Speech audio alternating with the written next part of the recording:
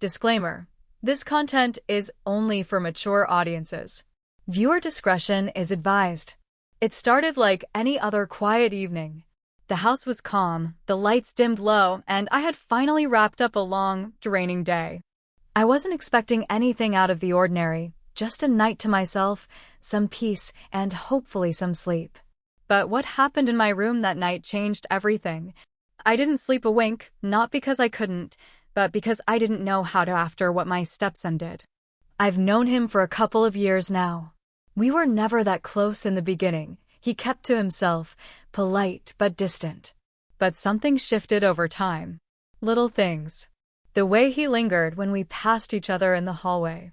The way his eyes would search my face when he thought I wasn't looking. He had grown up, no longer the quiet teenager I first met. He was a man now, confident, strong, and carrying an energy I couldn't ignore. That night, he knocked on my bedroom door a little past midnight. I thought maybe something was wrong. He had never come to me so late. But when I opened the door, he stood there in silence, his expression unreadable. I asked what was going on, and he just looked at me for a moment before stepping inside. That simple act changed the mood in the room completely. I could feel it, something unspoken, something heavy hanging between us. He didn't say much, but the look in his eyes said everything. There was tension. A slow-burning one that had clearly been building, whether I wanted to admit it or not. He wasn't that same quiet kid anymore, and the way he carried himself in that moment made it clear he had something on his mind, and it wasn't just small talk. I kept telling myself this wasn't happening. I kept trying to act casual, act like I didn't notice the way he looked at me or the way he slowly stepped closer. But my heart was racing, and when his hand brushed mine, I froze. Not out of fear, but out of not knowing what to do with everything I was feeling all at once. What he did next left me wide awake until sunrise. It wasn't loud. It wasn't dramatic. But it stirred something in me that I wasn't ready to face.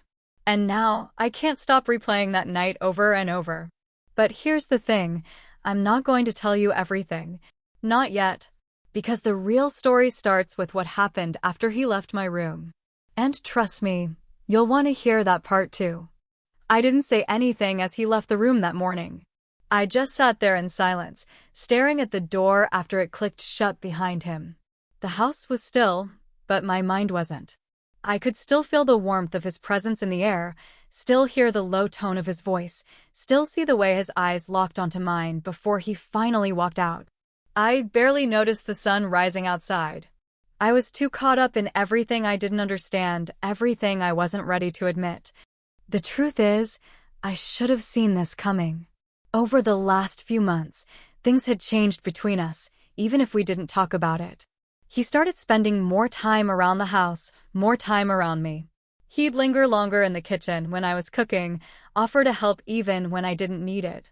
And when he talked to me, it was different, more personal. He wasn't just being polite anymore, he was paying attention. Remembering things I told him weeks ago. Noticing when I was tired. Asking if I'd eaten. At first, I thought he was just being kind. Thought maybe he was just trying to build some kind of bond, since our relationship had always been a little formal. But there were moments that felt like something more. When our hands brushed and he didn't pull away. When he complimented me in ways that didn't feel casual. The way he looked at me sometimes, like he saw past everything I was trying to keep together. Still, I brushed it off. He was my stepson. Even thinking that something could be there felt wrong. But it didn't stop the way my stomach flipped when he got too close or how my heart raced when I caught him looking at me like he did that night. And now, after last night, it was impossible to pretend anymore. He hadn't said much, he didn't have to. It was the way he looked at me. The way he stood there like he was waiting for me to decide what happened next. I felt like I was standing on a line, one step away from crossing into something I didn't understand. Something that scared me, but also pulled at me in a way I couldn't explain. The worst part was, I didn't know what he was thinking now. We hadn't talked about it. He didn't leave a note, didn't send a message. And part of me was relieved, but another part was restless. Was he confused? Regretting what happened? Or was he waiting for me to say something first? All I knew was that the silence between us had shifted. It wasn't quiet in the way it used to be. Now it held weight, unspoken questions, lingering feelings, and the possibility that something was starting neither of us knew how to stop. And just as I tried to push it all out of my head and focus on the day ahead, I heard his footsteps in the hallway again. They stopped outside my door. He didn't knock. But he didn't walk away either. I held my breath. I didn't move. I just sat there, barely breathing, staring at the door like it might open on its own. His footsteps had stopped, and I knew he was standing there, just like last night. Waiting, thinking, or maybe struggling with the same thoughts I was. A minute passed, then another, and still nothing. Just the silence between us, full of everything we hadn't said. Finally, I got up and walked to the door, slowly, unsure of what I was even going to do. My hand hovered near the doorknob, but I didn't open it. I wanted to. Part of me did. But there was too much swirling around in my head. He was my stepson, technically, yes, but it wasn't like we were raised in the same house, or that we had a long shared history. We were adults now. Both of us. And somehow that made things more complicated, not less. Eventually, I heard him walk away. The sound of his door shutting echoed louder than it should have. I leaned against mine, eyes closed. I couldn't stop asking myself what this meant. Was it real? Was it a moment that just went too far? Or was there something deeper between us that we had both been trying to ignore? Later that day, I tried to go about things as usual. I made coffee, cleaned up the kitchen, even scrolled through emails. But everything felt off. I kept glancing down the hallway, half expecting him to walk in. He didn't. And somehow, that felt worse than anything else. By afternoon, I finally knocked on his door. No answer. I knocked again. Still nothing. I wasn't even sure what I wanted to say, but I couldn't stand the silence anymore. I opened the door gently and saw that he wasn't there. His backpack was gone, and so were his keys. No note, no message, just the empty room and the echo of what happened between us. I sat on the edge of his bed, staring at the floor, trying to make sense of the night before. Was it just chemistry? Some strange emotional pull we couldn't resist? Or was it something more, something we'd been building without realizing it? That's when my phone buzzed. A message from my sister, of all people. She said she was coming by the next day, wanted to catch up. Just what I needed, family dropping in when everything was falling apart. But maybe that was the distraction I needed. A way to clear my head and put things into perspective. Only, things didn't get clearer. They got messier. That evening, I found something in the kitchen drawer. A folded note, his handwriting. He had written it but never gave it to me. I don't know why he left it behind. Maybe he thought I'd find it. Maybe he hoped I wouldn't. But what it said only deepened the questions, not the answers. And that's when I realized whatever was happening between us wasn't going away. It was just getting started. I stared at the note in my hand, heart racing like I'd just been caught doing something wrong, even though I hadn't done anything, at least not yet. The handwriting was unmistakably his, slightly messy but rushed, like he didn't have time to think through the words. I opened it slowly, reading the short message over and over, trying to decode everything between the lines. I didn't mean to make things harder. I just couldn't hold it in anymore. I needed you to know how I feel. I'll stay away if that's what you want. I sank back against the wall, every word hitting harder than the last. So, it wasn't just in my head. It wasn't just the tension or the glances or the silence. He felt it too. And now that I knew, I couldn't pretend anymore. Not to him, and not to myself. The house felt heavier that night. Quieter. I kept checking my phone, half hoping he'd text, half terrified that he would. I didn't know what I was supposed to do. Was I supposed to let it go? Pretend this never happened? Or was I supposed to admit the truth, that I didn't want him to stay away? My sister showed up the next morning, cheerful as ever, completely unaware of the storm I was caught in. She talked about work, about her kids, about how I looked like I hadn't slept much, which, to be fair, I hadn't. I smiled through it all, made coffee, nodded when needed. But my thoughts were somewhere else entirely. At one point, she glanced down the hallway and asked, "Is he home?" I froze for a second too long before answering, "No, he left early yesterday." She didn't ask anything else, but I caught the look on her face. She noticed something was off, even if she didn't say it out loud. Later that evening, after she left, I walked back into his room. It still smelled faintly like his cologne, and the blanket on his bed was still rumpled from the last time he was here. I sat down, holding the note again, wishing he'd just come back so we could talk. So we could clear the air, or make everything worse. I honestly didn't know which one would happen. That's when I heard the front door unlock. My chest tightened. I stood up, heart pounding so loud it drowned out everything else. His footsteps were quiet but steady. He didn't stop in the hallway this time. He walked straight into the kitchen. I stepped out slowly, hands shaking slightly, the note still in my palm. He turned around when he saw me. We locked eyes, both of us frozen in that space between confession and consequence. He looked like he hadn't slept either. Like he had been carrying just as much confusion, just as much weight. Neither of us said a word. Not yet. But we both knew something had to happen next. He didn't move. Just stood there, one hand still on the edge of the counter like he needed it to stay grounded. I hadn't seen that look on his face before. Not exactly fear, but something close. I stepped into the kitchen slowly, the note still in my hand, though I wasn't even sure why I brought it with me. Maybe I thought it would make this easier. It didn't. I opened my mouth to speak, but before I could say a word, he beat me to it. "She knows," he said quietly. It took me a second. "Who?" He hesitated, then said, "Your sister. She saw us that night. I didn't realize she'd come by early in the morning. She saw me leaving your room." Everything inside me dropped.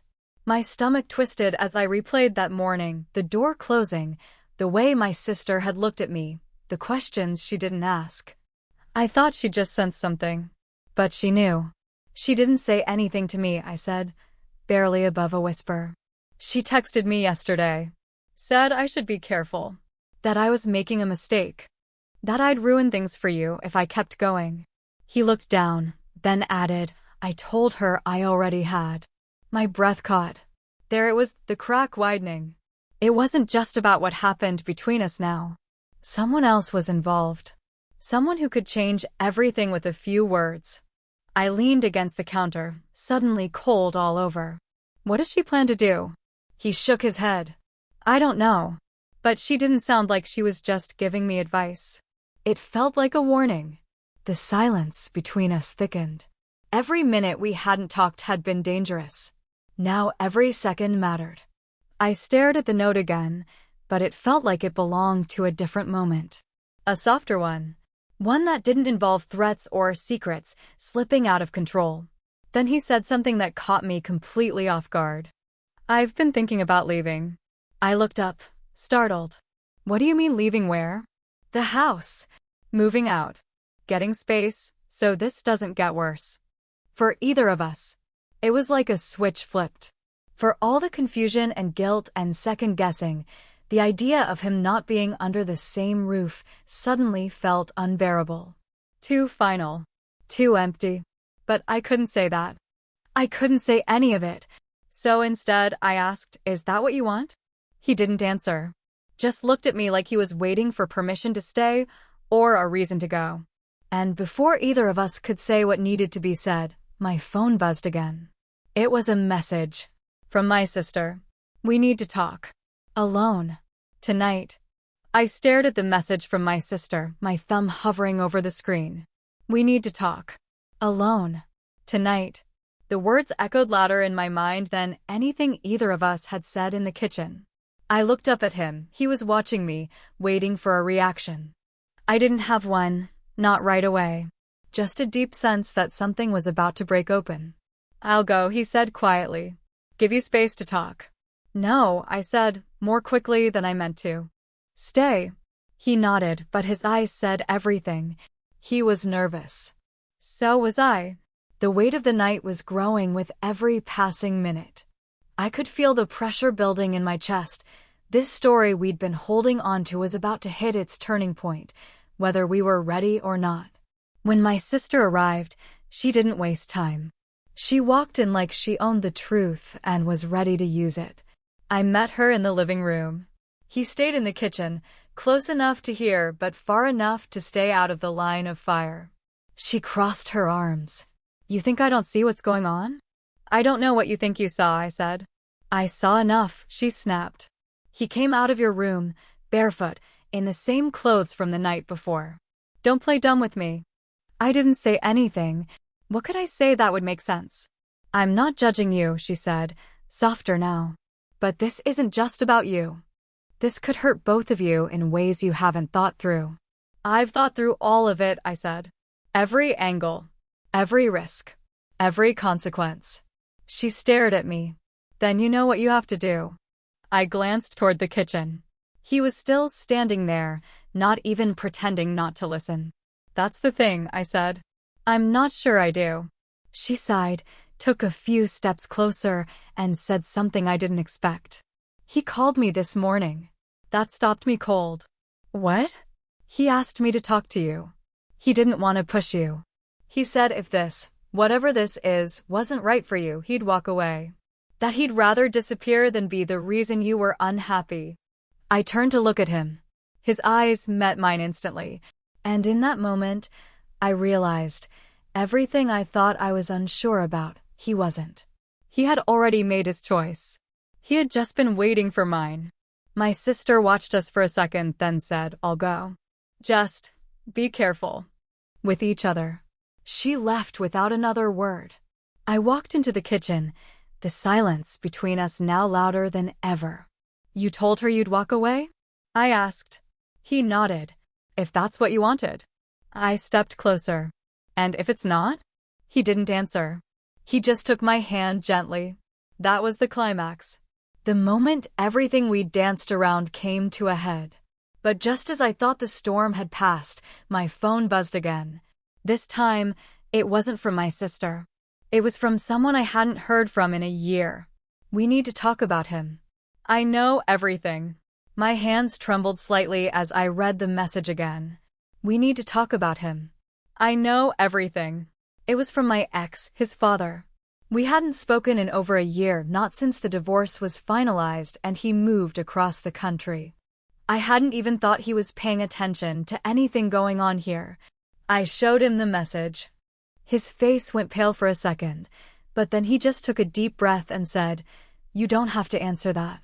"I'll handle it." But I did answer. I called. I wasn't going to let someone else write the ending of our story. His father picked up after a couple of rings. His voice was cold at first, distant. He said he had been told something, rumors through family, something about us. He didn't yell. He didn't accuse. He just said one thing that stuck. "Make sure whatever this is, you're not confusing it for something it's not." I ended the call without defending us. I didn't owe him that anymore. And I knew what I felt. I wasn't confused. Not anymore. That night, we really talked. Not just about what had happened, but why. About the quiet way we had grown close. About how easy it was to overlook something that slowly became undeniable. We didn't make big promises or try to rush into anything. We just agreed on one thing. We wanted to see where this could go, no matter how complicated it looked from the outside. He didn't move out. Not right away. We gave each other space. We let things settle. My sister eventually called again, not to scold but to check in. She'd come around, slowly. And honestly, that meant more than I thought it would. The note stayed tucked in the drawer of my nightstand. Not because I wanted to forget it, but because it reminded me of the turning point. The moment where things could have fallen apart, but didn't. Weeks passed. Then months. Things changed, but not in a dramatic way. It wasn't about labels or what people thought. It was about how we treated each other. The trust we rebuilt. The small, everyday moments that felt like answers to all the questions we used to be scared to ask. And now here we are. Still figuring it out. Still learning. But honest. And that's more than I ever expected when that door closed behind him that first night. So, that's our story, complicated, maybe unexpected, but real. If you've ever felt torn between what's right and what's real, you'll get it. If not, that's okay too. Let me know in the comments what you think about the ending. Did it go where you thought it would? Would you want to see a sequel to this story? I'd love to hear your thoughts. And if this story pulled you in even just a little, don't forget to like the video, drop a comment, and subscribe for more stories like this. Thanks for being here till the end. It means more than you know.